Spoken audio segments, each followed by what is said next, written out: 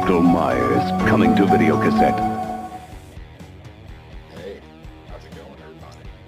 So, it's time to talk about Halloween 5, The Revenge of Michael Myers, released in 1989. Oh yeah, where's that little dipshit? Y'all see him? You know, the little mini Myers that was in my video yesterday? I don't know for the life of me how the fuck he got in there. I honestly don't. Like, I was sitting here about to do my shit, about to do my intro, you know, blah blah blah, this and that. And all of a sudden, the little motherfucker just popped up on my screen, looking at me like he wanted to murder me. But of course he didn't. He was like the size of a Coke bottle, so I could have easily just smashed his ass. But it's Michael fucking Myers, man. You know, he's too cute. He's too adorable. I couldn't hurt Minnie Myers. Y'all let me know in the comments below if you'd like to see Minnie Myers back one more time in another video. I'm not going to tell you which one, but he will appear in one of the later reviews of this Halloween series. So let me know if y'all enjoyed Minnie Myers and you'd like to see him back one more time to aggravate the piss out of me. But anyways, I digress. It's time to talk about Halloween 5. So, you know, this one right here rubs people the wrong way a lot of the times, and for me, it's not that bad. You know what I mean? And me being a member of the 101 Horror Enthusiast group, it seems like almost every movie that they tend to hate, at least the majority of the time, I'm the one odd guy out that says, you know what, I fucking like that shit. I love it. And it's funny as hell because almost everyone in that group's hated movie of Friday the 13th would be Jason X or Jason Goes to Hell, and of course I'm over here like, that movie fucking rocks. It's awesome. They're like, what the fuck are you thinking? But no, it's like a running joke. You know? Almost every movie they hate, I end up loving or liking to some degree. Other than fucking Freddy vs. Jason, me and Derek agree that movie sucks monkey ass. How we can't hurt that. There's no redeeming shit for that.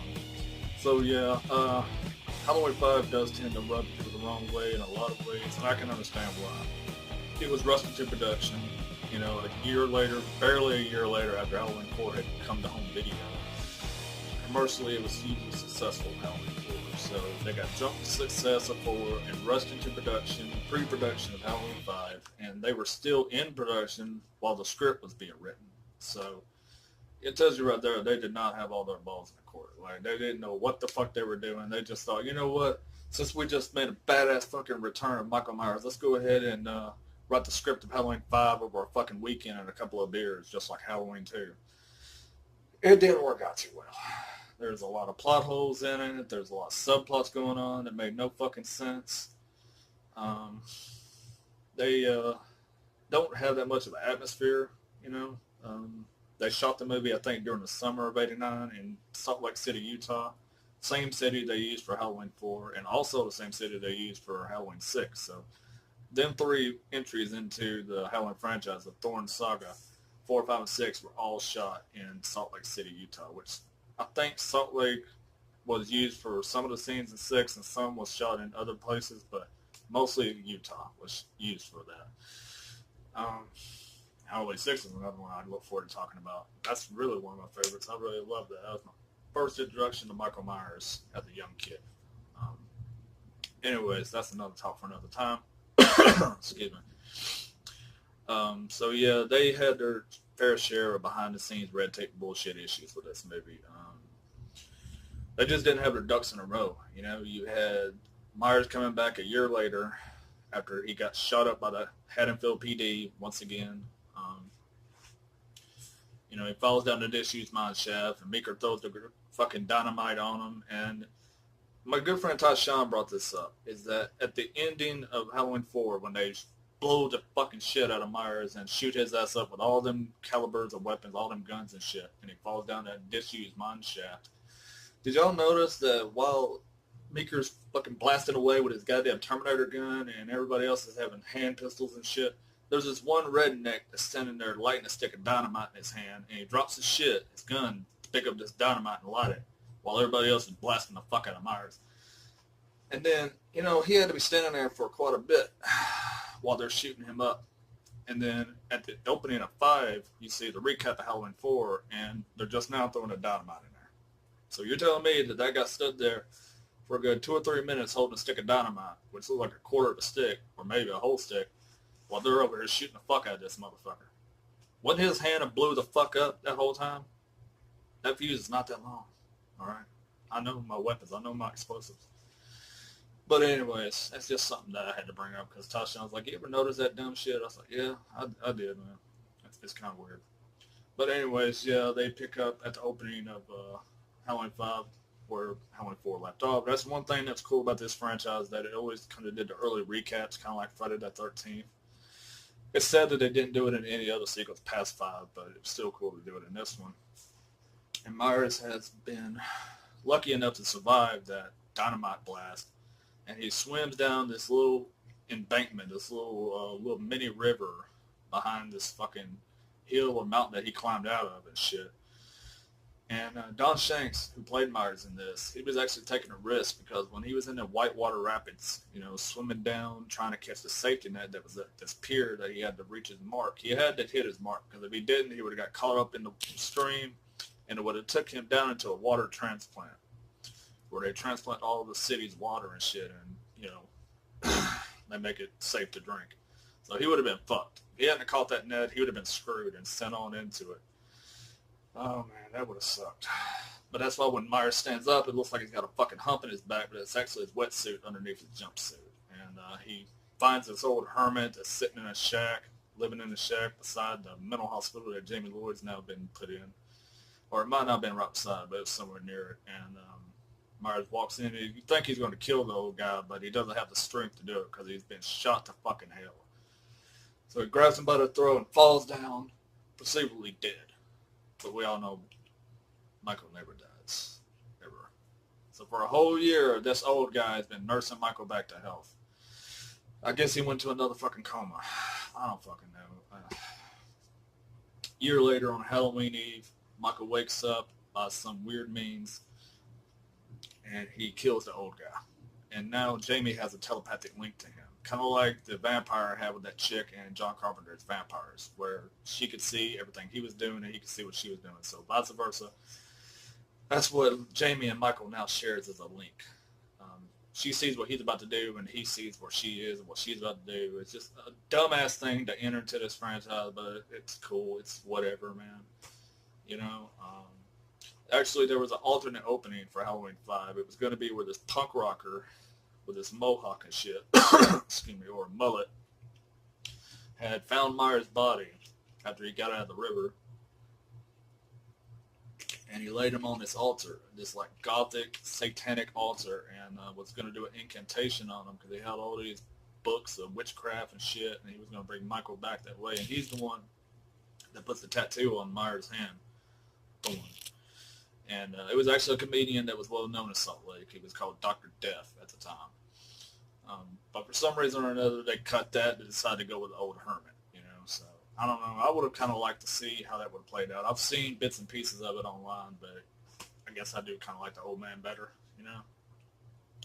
So yeah, Jamie now has a telepathic link to Michael. She can see where he is, what he's about to do, and Loomis is back. But man, we got a fucked up Dr. Loomis in this movie.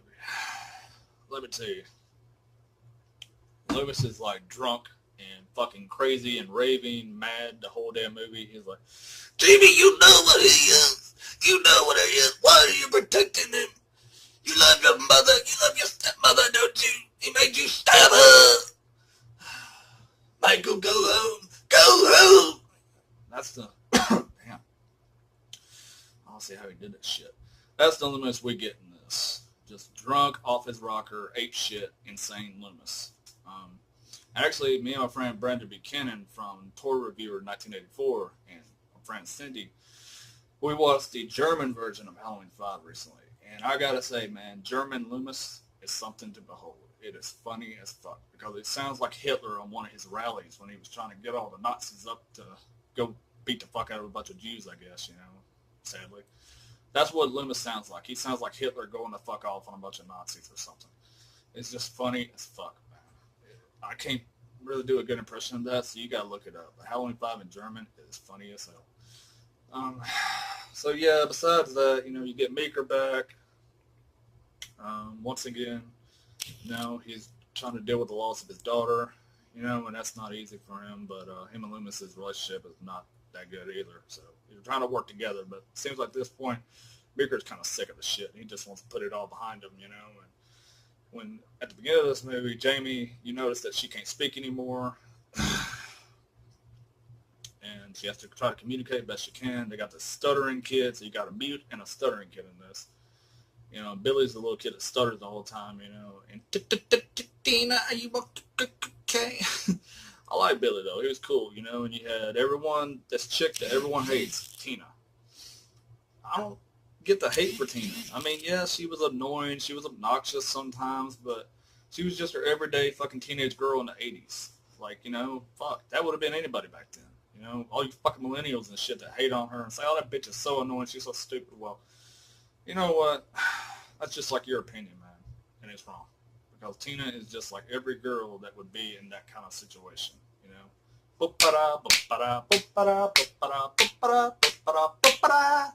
Nobody gives a shit. What you think? I like Tina. I'm a hashtag Tina defender, as Cody Leach likes to call him. And then she has one redeeming quality in this. She fucking saves Jamie's life. Did you all forget that shit? During the woods when they're out at the Tower Farm and Michael has done killed that fucking kid, Mikey, the wannabe Bret Hart, wannabe Shawn Michaels, snapped his fucking shit and grabbed him by the neck and fucking clawed his face with that fucking gardening tool. Took his fucking car and drove it out there and tried to run down Tina and Jamie and Billy. Tina steps in. She does the most courageous thing you can do. She sacrifices herself for Jamie. She gives her life for it. So, I mean, other than that, there probably ain't no redeeming qualities for her other than that. She did sacrifice herself for Jamie. You know, and I'm sure all of you are probably, well, thank God I wanted that bitch to die, but you got to give her some credit, man. She gave her life for Jamie. What else could you do? You know, and the biggest problem, the biggest negative I have for Halloween 5 is that they kill off Rachel from Halloween 4. It's not the fact that they just kill her off. It's the way they done it. They fucked up, man. And they kill her off in the first act, you know. Originally, she was going to have scissors put down her throat, but she wasn't too comfortable with that. She didn't feel like that was a dignified death for Rachel, and it's really not. It's kind of shitty. So they went ahead and smoothed it over and rewrote it, and now she gets scissors in her heart instead of her throat. But still, they make Rachel one-dimensional in this. They make her kind of stupid because she was so smart and so cunning in the first one, in part 4, that how did she become this celebutard and blonde bimbo dumbass, that stereotypical girl in a horror movie, not just a Halloween movie, a slasher movie? Rachel would have never did the shit that they did make her do in this. You know, she wouldn't have went back to a room to look and see where the fucking glass is broke. And the minute you hear that shit, get the fuck out. That dog Max has been barking the whole fucking time. It's telling you to get the hell out. You know, check the fuck out. Don't worry about that shit. So the way they kill her off in the first act was kind of shitty. You know, she was smart enough and brave enough to survive 4. She could have at least made it to the last half of part 5. Let's see. The gore was good. I did like the gore. You know, they added more gore effects in this one. And Don Shanks, he's an incredible dude playing Myers. I actually enjoyed Don Shanks' Myers in this. I thought he did a damn good job as Michael Myers. I mean, you got to think, the dude, when he met Autherine Gerard, or whatever the fuck his name is, the French director 5, when he met him, you know, he told him, he asked Gerard, how do you want me to play this? And Gerard's like, I want you to walk. I want you to move like wood through the water. And that's how he talked. And how the fuck do you move like wood through water? So if you got a guy telling you that's how he wants you to personify Myers, you're going to do it the best way you fucking can. Because wood through water is kind of fluid, that's kind of rigid. So I think Don Shanks pulled it off. I mean, to the best of his ability. Let's see. Hottie is in this. Sammy, of course, Tamara Glenn. She was fucking gorgeous, sexy as hell, just hot as fuck. I liked her. Spitz was okay, but Spitz was kind of dumb. He was kind of annoying, so I didn't mind it when Myers killed him. You know, there's a lot of characters in this that are faceless characters that you don't really give a fuck about when they die. So I did like Sammy. I like the fact they gave her some balls and she fought back against Myers with a scythe, but still she died, you know. The laundry chute scene, I got to mention that. when Jamie was climbing down the laundry chute and Myers was trying to grab her. If you didn't notice, when he's stabbing through it with his butcher knife, there's a shot where her leg, when she steps out of it on the top floor, her leg is bleeding. Why the fuck am I doing that to my leg? It's not like y'all can fucking see it. Anyways, yeah, her leg was bleeding because they shot an alternate scene where he actually stabs her leg. And Danielle Harris has that prop leg in her attic somewhere, she said in an interview. But they decided it was too much. It was too gory. It would have got an X rating, if they'd have done that. So they decided to exit and just show the blood on her leg. So you can pretty much imagine what happened. The cops in this, everybody hates on the fucking cops. The bumbling two dipshit cops that has that clown music behind them. I thought they were funny as hell. I actually enjoyed them. I thought they were a hell of a lot better than that piece of shit we got in Halloween 2018 with them fucking dumbasses talking about a banh mi sandwich and a fucking homemade brownie that looks like a fucking fresh piece of dog shit. You ask me. I didn't mind it. I thought it was cool. I actually enjoyed it. The cops in this were great. They were a hell of a lot better and funnier than the two dumb fucks we got in 2018. So, with all that combined, the kills, the hot chicks, Jamie once again being back, Danielle Harris, and the way they fucked her up in 6 is something I'll get into in my Halloween 6 review. I gotta say, I give Halloween 5 a 7.5, just because I do enjoy it. I do think it's worthy of that. Let me know below if y'all disagree, if you think it's lower, if you think it shouldn't reach nowhere near that status. What are your problems with Halloween 5? I love the score, I love the opening of it when the pumpkin's getting bashed open, and that's Don Shanks doing the stabbing right there. He had a lot of hands-on work in this, because he's not only a stunt coordinator, but he's damn good at doing what he does. He drove the car, Mikey's car. That was Don driving it throughout all the scenes. The Man in Black was played by him, but even he wasn't told who the fuck the Man in Black was, so we have no idea who the hell that's supposed to be. There was rumors that it was Michael's twin brother, but no one knows for sure. The ending when Myers has been taken to Haddonfield PD and locked up after Loomis has beat him to death with that fucking stick and passed out, presumably dead. You think Loomis died. At least that's what we're led to believe, And you see Myers sitting in a cell with his mask on, sitting there playing with a chain. That's just stupid, okay? I will say that. It is dumb as fuck. Why would he still have the mask on in a jail cell? It makes no fucking sense. So, they leave him there for the National Guard to come pick him up the next morning and take him somewhere where he'll stay till the day he dies. And Jamie's like, he'll never die, because he won't. Michael won't ever die. Ever. Ever. You'll never, ever, ever die, ever. Okay, that's enough Taylor Swift. But anyways, they go back outside. And the Man in Black comes in, blasts the shit out of everybody, shoots up everyone. Even Meeker dies. We don't see it on screen, but I've seen behind-the-scenes shots where it showed they did shoot a scene where Meeker had a gunshot in his side, and I'm sad to say Meeker didn't make it. I really wished he would have. I would love to see Meeker come back for Halloween 6 and then kill him off. He was that good of a character. I think he was worthy of that. But Jamie goes in there like a dumbass because the cop told her to stay in the fucking car. But she says, no, fuck that. She gets out, walks inside the house, inside the sheriff's department, and looking through there, trying to see what happened and shit. And she sees that cell has been blasted open, which I've never seen steel bars on fire, but you do see it in this. So it's whatever. Suspend your disbelief, folks. She looks down into the dark hallway that's blacked out and this hellish abyss that she knows what's coming, and she gives that great, no. I love that shit. So Halloween 5's not bad. It's not the worst of the fucking series. Halloween 3 to me is the worst because it had nothing to do with it. It doesn't have Myers and has nothing to do virtually with the franchise. So 3 is way worse than this. Halloween 5 is underrated. It does not deserve the hate it gets. And if you don't like it, that's fine. But just fucking deal with it. Until next time, it's been me, Savini Jason, and this has been my review of Halloween 5. Have a nice day, motherfuckers.